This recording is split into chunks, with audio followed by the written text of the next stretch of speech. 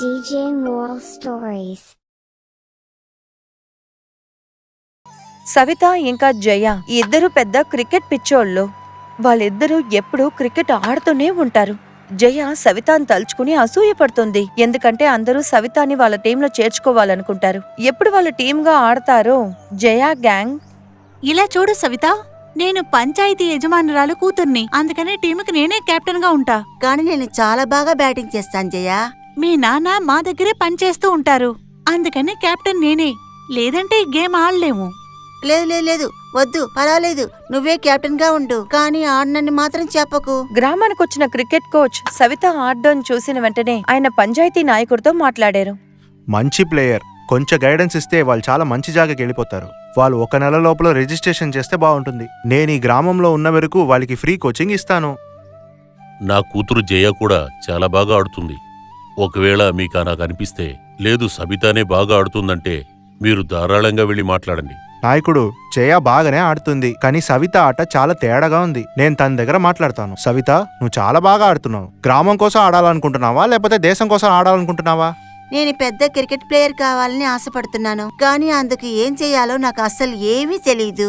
మొదట నువ్వు రిజిస్టర్ చేయాలమ్మా. దానికి నువ్వు 1500 డబ్బులు ఇవ్వాలి. రిజిస్టర్ చేసిన తర్వాత నన్ను వచ్చి చూడు. మరుసటి రోజు పొద్దున సవిత నాన్నగారు ఉద్యోగానికి బయలుదేరేటప్పుడు, నాన్న, నాకు 1500 కావాలి. క్రికెట్ టీం సెలక్షన్ జరుగుతోంది. రిజిస్ట్రేషన్ కోసం డబ్బులు డిపాజిట్ చేయాలి. నీకేమన్నా పిచ్చా? నువ్వు ఒక ఆడపిల్లవి.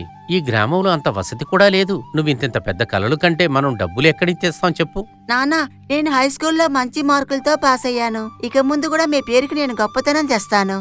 నాకు క్రికెట్ ఆడడం అంటే చాలా ఇష్టం. ప్లీజ్ నాన్నా. ఇలా చూడమ్మా, నీకు తెలుసు కదా నేను పంచాయతీ పెద్ద దగ్గరే పనిచేస్తున్నానని. అక్కడ వచ్చే జీతం తీసుకొచ్చి మనం బతకటమే కష్టంగా ఉంది కదా. నన్ను బాధ పెట్టకమ్మా. నేను ఇంతకు ముందే బీపీ పేషెంట్ కదా. నా ఒంటికి ఏమన్నా అయితే. నాన్న చెప్పిన మాటలకి సవిత చాలా బాధపడింది.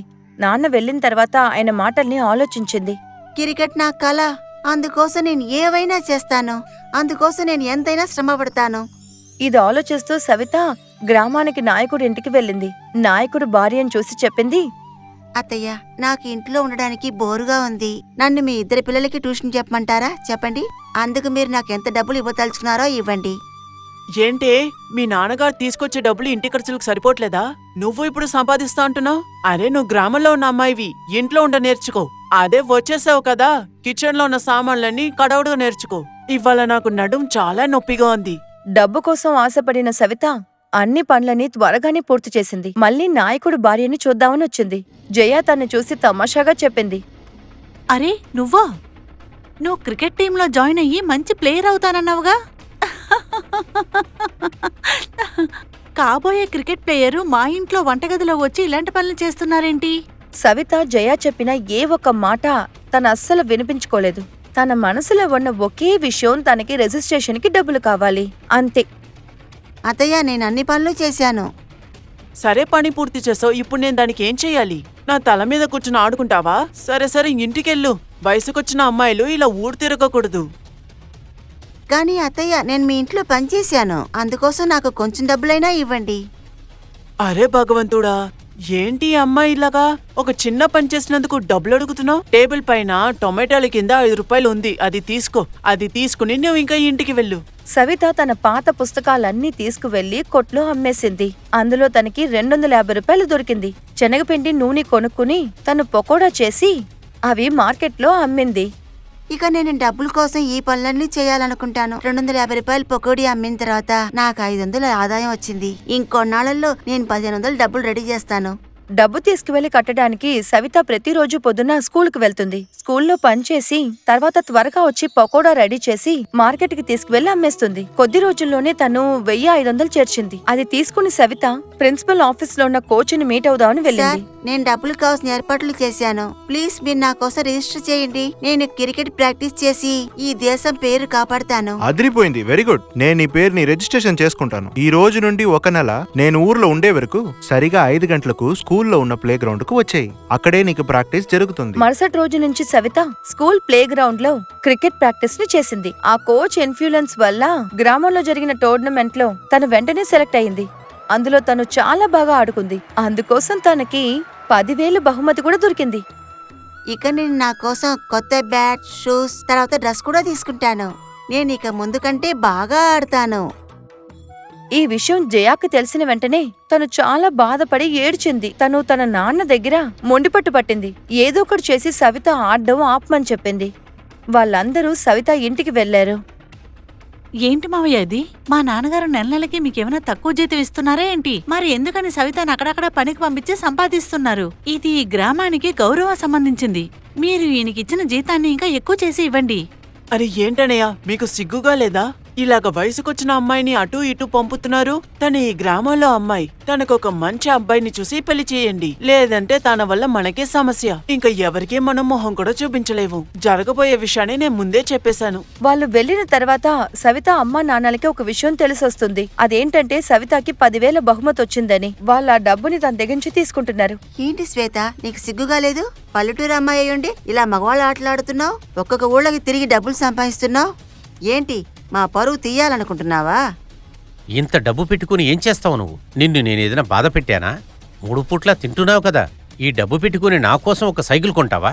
నువ్వు నోరు మూసుకుని ఇంట్లోనే ఉండు. బయటికి ఎక్కడికైనా వెళ్తే కాళ్ళు విరక్కొడతాను. జాగ్రత్త, మనం బీదవాళ్లమే, కానీ గౌరవంతో బతుకుతాం. అమ్మా నాన్నలు చెప్పిన మాట విని సవిత బాధపడింది. తర్వాత తను తన కోచ్ దగ్గరికి వెళ్ళింది.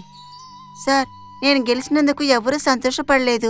ఇక నేను ఎప్పటికీ ఆడడం కుదరదు. పేరు ప్రఖ్యాతలు పొంది అదృష్టం నాకు లేదనుకుంటాను. నా కల ఎప్పటికీ నిజం కాదు. మా నాన్న ఇంట్లోంచి బయటికి వెళ్ళకూడదంటున్నారు. నేను ఆయన మాట దాటలేను. ఇక్కడ చూడమ్మా, వాళ్ళందరూ చదువుకోలేని వారు. వాళ్ళకి అసలే తెలీదు. ఇంట్లోపల ఉండేది వజ్రం అని వాళ్ళకి తెలీదు. నువ్వు ఈ దేశం పేరుని కాపాడొచ్చు. నువ్వు ఖచ్చితమైన మనసుతో ఉండు. నన్ను పూర్తిగా నమ్ము. నేను సిటీకి తీసుకెళ్తాను. నేను ఖచ్చితంగా ఇండియా టీంలో జాయిన్ చేస్తాను. చూడు. సవిత తన అమ్మా నాన్నలతో కోచ్ చెప్పిన విషయాన్ని చెప్పింది. వాళ్ళు తన్ని భయంకరంగా తిట్టారు. కానీ తన సిస్టర్ మీనా మాత్రం, అక్కయ్య, నువ్వు ఆ సంగతి పట్టించుకోకు. నువ్వు ఆ అంకుల్తో వెళ్ళిపో. నీ కలల్ని నిజం చేయి. నేను నీకు తోడుగా ఉంటాను. నాకు నీ ప్రతిభ మీద నమ్మకం ఉంది. చెల్లెలు చెప్పింది విని సవిత వాళ్ళ అమ్మా నాన్నలకి ఒక లెటర్ రాసింది. నాన్న, నేను నా మంచి భవిష్యత్తు కోసం ఈ దేశం యొక్క గొప్పతనాన్ని కాపాడుతాను. ఒకవేళ నాకు సాధ్యం కాకపోతే నేను ఎప్పటికీ రాను. మీ కూతుర్ని మీరు నమ్మండి. తను కోచ్తో కలిసి నగరానికి వెళ్ళిపోయింది. గ్రామం పూర్తిగా ఎటువైపు తిరిగినా తన గురించే. కవిత ఇలా కోచ్తో కలిసి నగరానికి వెళ్ళిపోయింది. సవిత అమ్మా నాన్నలకి అన్ని చోట్ల అవమానాన్ని ఎదుర్కొనేలాగా అయిపోయింది. ఇక్కడ చూడండి సవితా నాన్నగారు, ఇంతకు ముందే నేను చెప్పాను కదా తనని చాలా జాగ్రత్తగా చూసుకోమని. ఇప్పుడు ఏం జరిగిందో చూస్తున్నారుగా. ఇక మీద మీ ఇంటికి ఎవరూ రాకపోకలుండవు. నాకు తెలిసినంతవరకు తను చనిపోయింది.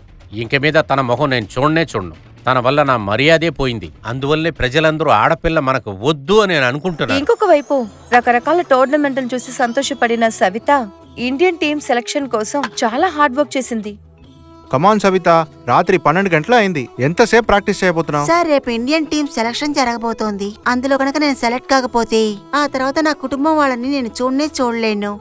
నెక్స్ట్ రోజు క్రికెట్ టీం సెలక్షన్ లో సవిత చేసిన అద్భుతమైన పర్ఫార్మెన్స్ చూసి తన్ని టీంలో సెలెక్ట్ చేశారు. టీవీలో సవిత ఆడడం చూసి అందరూ పొగిడిన వెంటనే అక్కడున్న వాళ్ళందరూ నిజంగా ఆశ్చర్యపడ్డారు. అరే, ఇది నా కూతురు కదా. నా కూతురు సవిత. చూశారయ్యా, నా పేరు మటుకు కాదు, మన దేశం పేరునే కాపాడింది. అద్భుతం అయ్యా. తను నీ కూతురే కాదు, తను ఈ గ్రామానికే కూతురు. తను నీ పేరు మటుకే కాదు కాపాడింది, ఈ గ్రామం పేరునే నిలబెట్టింది. అదిరిపోయేలాంటి పర్ఫార్మెన్స్ వల్ల సవితని టీం కెప్టెన్ గా సెలెక్ట్ చేశారు. తర్వాత తన అమ్మా నాన్నల్ని కలుసుకోవడం కోసం తను గ్రామానికి తిరిగొచ్చింది. గ్రామం అంతా కలిసి సవితకి స్వాగతం పలికారు. ఇంకా జయ కూడా మీడియా వాళ్ళ ముందు తన చేతులతోనే తనకి మాల వేసింది. నిజంగానే ఇది చాలా అద్భుతమైన సీన్. ఇండియా మహిళల కెప్టెన్ సంఘం సవిత నా ప్రియమైన స్నేహితురాలు.